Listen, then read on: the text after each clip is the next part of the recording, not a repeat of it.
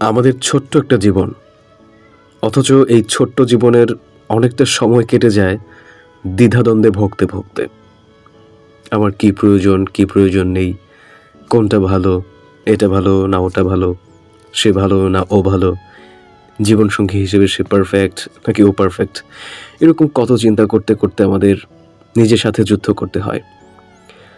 আমরা আসলে আমাদের মনের সাথে যুদ্ধ করতে পারি না। যদি মনের সাথে যুদ্ধ করতে পারতাম তাহলে এত দ্বিধাদ্বন্দ্বে, এত হতাশায় ভুগতে হতো না।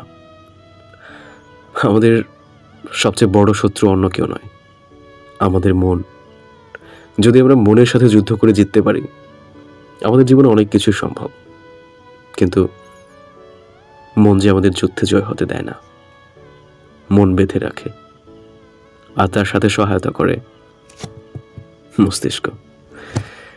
এই দুইটা জিনিস আমাদেরকে